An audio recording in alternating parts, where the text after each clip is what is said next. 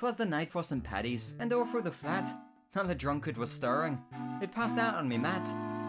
There was whiskey and Guinness, not a green beer in sight. 'Cause that's American nonsense. Now set off, and good night.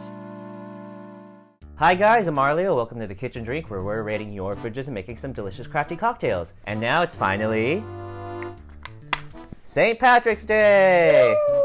I'm here with closest thing I know to an Irishman, Joseph. Hello. Not Irish, unfortunately, but A little bit Irish, cool Irish. that's more Irish than anybody else I know. Joseph is, as you can hear, from across the pond. Yep, Canada. That's a very small pond. Because it's a holiday, we're back in this flat. He's actually one of the reasons I first came up with the show, so everyone give Joseph a hand. Joseph, why don't you tell us what you do away across the pond in Canada? I'm a freelance screenwriter, but most kind of important to this show, I am a cocktail bartender for events all around London. So we do a lot of high-profile corporate events, a lot of private parties, and probably most prestigiously, we do a lot of palace shifts as well. So I've worked at Buckingham Palace and made cocktails for the Queen and the Royals. Ran into Prince Charles way too many times. What's he like? Nice. We share a birthday. Never managed to work it in conversation. Aww. But I do have a nice bottle of champagne with his birthday, aka my birthday, inscribed on it. Hey, Charles. What up, Charles? You can put that down now. Okay. I know it's St. Patrick's Day theme, but I'm not going to explicitly be able to make a strictly Irish drink here. What do you like to drink whenever you're making drinks for yourself, whenever you're out? Lately, I've been on quite a bit of a rum kick. I'm always a big fan of kind of Manhattans, mules, old fashions. Dark and Stormies are always fantastic. They're the ones I kind of find myself on those shifts kind of having a little bit of. That nice ginger kick is just so good. It's healthy. Healthy. Healthy. Well, it's Irish healthy. Happy St. Patrick's Day. Hashtag Irish healthy. Irish healthy. Before we keep delving into that, I'm gonna go make a drink. You ready? Mm-hmm. Cool. Let's go. Joseph was sipping on this kombucha earlier, so we'll give it a try with this ginger beer that I brought last Christmas, I believe. We're also gonna grab this lemon juice, and maybe we'll use this jar of jelly. We'll see how complicated we want to get. And we're gonna go up top where there's a little mystery unlabeled bottle. And then some actually labeled bottles of creme de menthe and rum. I kept reading and I could not figure out if this kombucha was alcoholic, so we'll assume it isn't. And then I remembered I should be building this in my glass, not in a tin. I'm not gonna shake up carbonated stuff, so into the cactus glass with a little lemon juice, a small bit of this mystery liqueur, some rum, and a tiny, tiny amount of creme de menthe, all topped off with ginger beer. Should have done the creme de menthe last, honestly. It's not very St. Patrick's-y, but it's a nice dry drink with a lot of flavors playing around, so let's see what Joseph thinks. What is this? There is your drink, good sir. Not the appropriate kind of cup, probably, for St. Patrick's Day, but It's green. it's the only green cup in there, so go ahead. I'm getting no aromas. Interesting. It's really good. It's really good. Is there kombucha in it? No, like the kombucha is like strong. I want to say there's something kind of spiced in there. It's either dark rum or spiced. I would go more towards spice. Is that a lime? Maybe something like Sprite or lemonade, but I'm not sure. I don't know.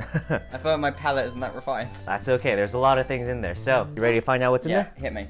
I know most people for St. Patrick's Day, they're gonna do Jameson, ginger, or a Guinness, or maybe a Jameson in a Guinness. I modeled this more closely to the Jameson ginger, except it's more an Irish meal. There is ginger in there, yeah. The ginger beer that I used was this Christmassy spiced ginger beer. We're mixing the holidays together. It is kind of like a watermelon mule now that I think about it. I love this stuff. Or that's where that spice flavor comes Okay, so from. it's not spiced rum. It's not spiced rum, is it aged rum? It's just rum. It's Trader Joe's rum. Trader Joe's rum. Looks aged, might not be. They might have just added caramel coloring. I said Irish meal. This is obviously a dark and stormy, in a way. Yeah, I can definitely get that now. To go with the rum, you got this right off the bat. Watermelon kombucha. Perfect. So it's kind of healthy, kind of not. This thing is so much more tart than I expected it to be. I was also looking to see if this had alcohol in it. This is mostly what you're tasting. You did get one more of the ingredients that we have. Is it lime? It is lime. Okay. It is not fresh lime. It's really, really, really old lemon from concentrate.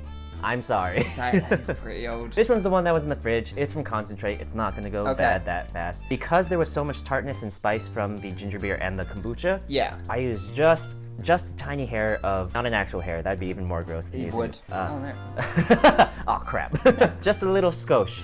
There you go. A little skosh. Sorry, what was that? A skosh. Sounds like a word a leprechaun would teach you to trick you. Like I said, you were not going to be able to guess one of these ingredients because it is something I actually made that I brought here a while ago. Oh, that's cheating. That is cheating. That ingredient is the Barleo's homemade Amarleo. Available in no stores anywhere, but maybe someday soon. Give this a taste. Okay. First of all, that's good. Mostly kombucha, but it's underneath it. It's like kind of a layered flavor. It comes through afterwards. This is primarily cinchona-based Amaro because I love making my own tonic water. I have always wondered what that was on top of the fridge. Oh yeah, you can have the rest of this while you're here. When you look at any meals, they tend to be garnished with a lime wedge or something else appropriate. mint. There's no mint. So instead, what I used was the closest thing there is to mint in this apartment. A bar spoon of creme de menthe. Did not get that. No, not at all. Look at that dusty bottle. What I should have done was float this on top so it would have been more of an aroma since I used a bar spoon. Yeah. So that was dumb of me. Not the most useful ingredient, but hey, I wanted to try to emulate a garnish, except I wasn't thinking when I did it. So, meh. Now that you know what all is in there, what do you think of this as a St. Patrick's Day drink? Terrible, I regret everything. No, we don't have to hold everything. Okay, bartender hands, we know how to hold things. Fine, we're holding everything. So, guys, that's Joseph's kitchen drink, where we put in everything but the kitchen sink. Remember to drink responsibly. Bye, and happy St. Patrick's Day from the closest thing I know to an Irishman. Top of the morning to you. I want just below the screen like a definition of skosh, just like ping up. No, alright. Then definition of skosh, right here. What do you mean it's not a real word? There we go! Just image not found.